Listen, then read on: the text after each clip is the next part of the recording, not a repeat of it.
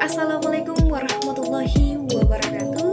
Halo teman-teman, perkenalkan nama saya Siti Romadona dari Prodi Ilmu Komunikasi Fakultas Ilmu Sosial dan Ilmu Politik Universitas Sumatera Utara.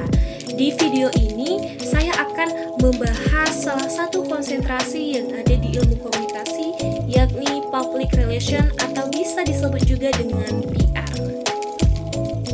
PR adalah individu yang merangkum keseluruhan komunikasi yang terencana baik itu ke dalam maupun keluar antara satu organisasi dengan semua halayaknya dalam rangka mencapai tujuan-tujuan spesifik yang berlandaskan saling pengertian. Di sini kita jelasin dulu poin yang pertama, PR adalah individu yang merangkum keseluruhan komunikasi yang terencana. Nah, dalam hal ini, komunikasi yang terencana adalah segala sesuatu yang telah disiapkan oleh individu itu sendiri, apa yang ingin dia sampaikan kepada publik tentang perusahaannya, dan apa yang ingin mereka sampaikan tentang visi misi perusahaannya. Nah, dalam hal ini, sesuatunya harus terencana dulu. Walaupun terkadang kenyataannya ada pula hal-hal yang di luar harapan PR itu sendiri. Nah, poin yang kedua, ke dalam maupun keluar organisasi atau perusahaan itu sendiri. Di sini PR itu ada dua. Yang pertama PR internal dan yang kedua PR eksternal. Kalau PR internal itu sendiri fungsinya adalah untuk menjembatani antara karyawan-karyawan yang ada di perusahaan tersebut. Tentunya sesama karyawan atau karyawan dengan atasan atau atasan dengan bawahan. Nah, yang kedua ada PR eksternal.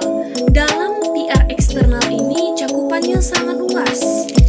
Kita bisa bilang luas karena mereka berhubungan dengan masyarakat, mereka juga berhubungan dengan halayak.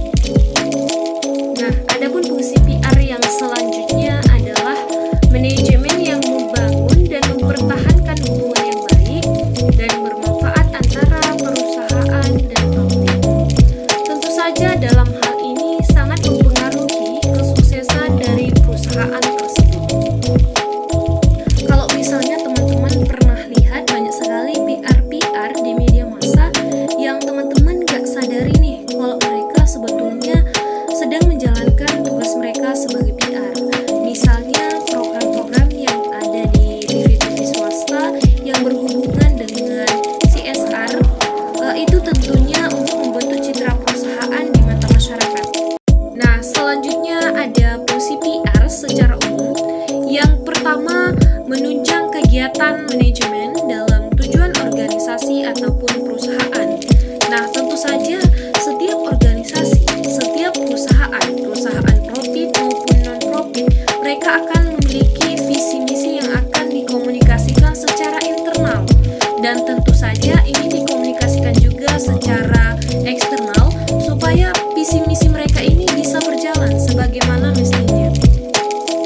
Fungsi PR yang kedua yaitu membina hubungan harmonis antara organisasi dengan publik, baik itu internal maupun eksternal.